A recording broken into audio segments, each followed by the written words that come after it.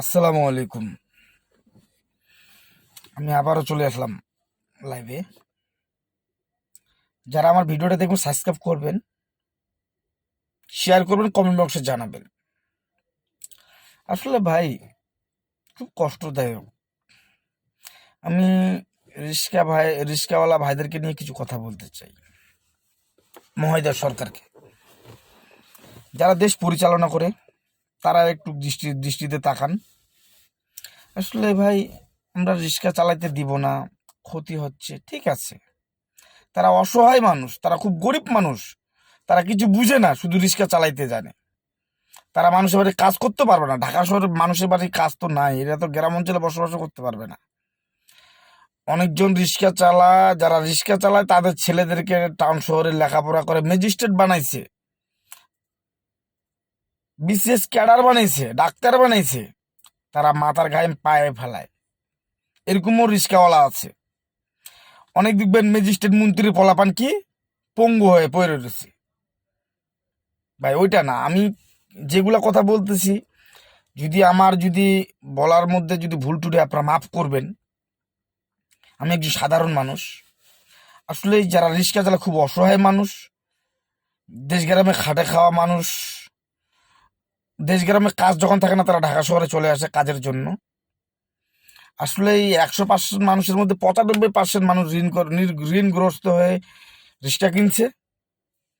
আসলে ভাই, আমরা রিক্সা চালাইতে দিব না, আউটপুট ইনপুট বন্ধ করে দিই। আচ্ছা, যারা রিক্সা চালায় তাদের জন্য আইন তৈরি করুন। কাগজ নেই মামলা দিন, ড্রাইভিং লাইসেন্স নেই মামলা দিন, উল্টা পথে যায় মামলা দিন। আপনারা কড়া আইন তৈরি করুন তাদেরকে নিয়ে, তাদের জন্য। শুধু ওদের জন্য না ভাই, এই যে স্ট্যান্ড ছাড়া গাড়ি থামানো হয়, ট্রাফিক ভাইরা দেখে হাসে, দাঁড়াই থাকে, কোনো কন্ট্রোলে নেই। শুধু দেখে কার পকেটে টাকা আছে তাদের কাছে দৌড়ে যায়। ভাই এটা দেশ, এটা স্বাধীন দেশ না ভাই। প্লিজ, আমি মহোদয় সরকারকে বলতেছি, আমি যারা দেশ পরিচালনা করে আমি তাদেরকে বলতেছি বিষয়টা।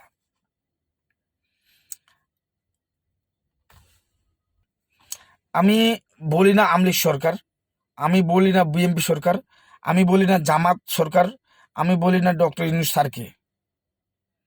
আমি কাউকে কোনো উদ্দেশ্য করে কিছু কথা বলি না। আমি যেটা চোখের সামনে পড়ছে আমি সেটা বলতেছি, এটা তুলে ধরছি।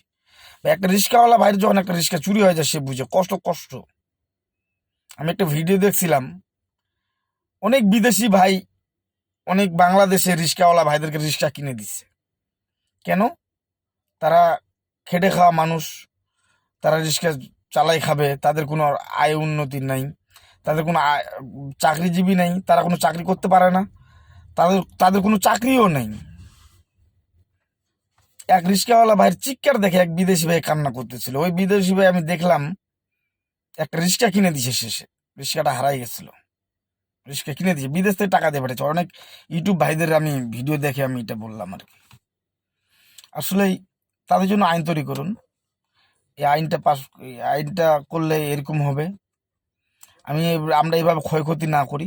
তারা যদি রিক্সা চালা না খায় ভাই, তারা তো ডাকাতি করবে, সন্ত্রাসী করবে, চাঁদাবাজি করবে, তখন তো আরেকটা সমস্যা। আমি একজন সাধারণ মানুষ যাব, আমার কাছে কিছু আছে, তারা ছিনতাই করে নিয়ে চলে যাবে। এই টাকাটা আমি কি কাজে নিয়ে যাচ্ছি, কি কাজে ব্যয় করব? হয়তো আমার কেউ হাসপাতালে থাকতে পারে, বা আমার কারো বিয়ে শাদী লাগতে পারে, বা আমি কাউকে ইমার্জেন্সি ভাবে টাকা দিতে চাইছি, টাকাটা ছিঁড়া নিয়ে গেল, আমি বিপদে পড়ে গেলাম। এইভাবেই তো হয়। এই গরিব লোকের সন্তানরাই তো চিটার বাটপারি, সন্ত্রাসী, চাঁদাবাজি এরাই করে। ভাই, এদের জন্য আপনারা কর্মস্থল খুলে দিন।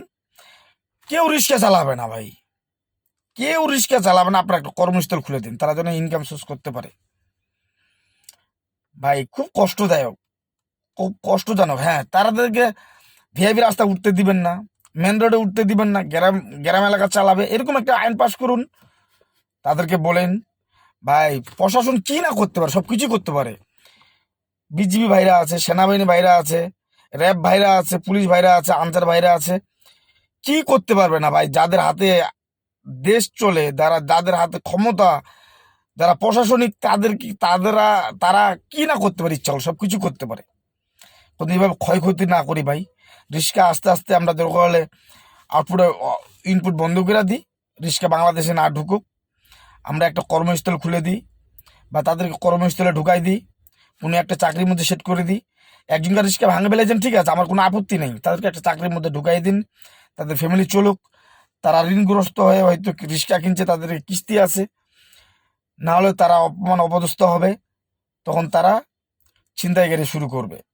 যখন তাদের আয় ইনকাম থাকবে না, তখন এইভাবে শুরু করবে। ভাই প্লিজ, আমি চাই স্বাধীন বাংলাদেশ, আমি চাই সোনার বাংলাদেশ হোক, স্বাধীন বাংলাদেশ থাক।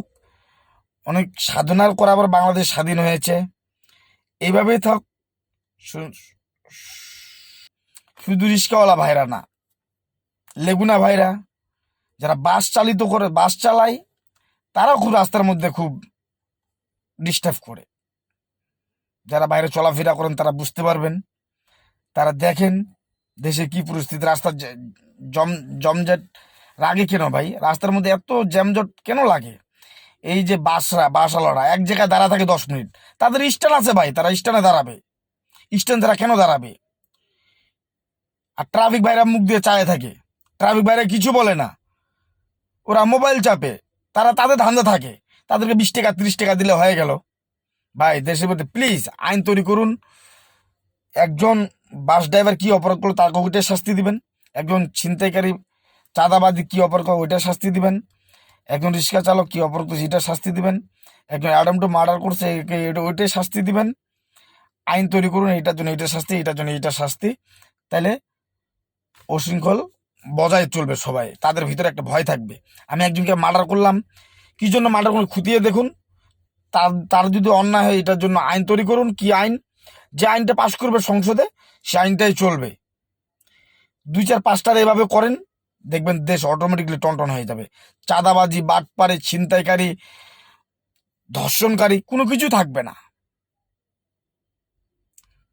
ওকে, আল্লাহ হাফিজ।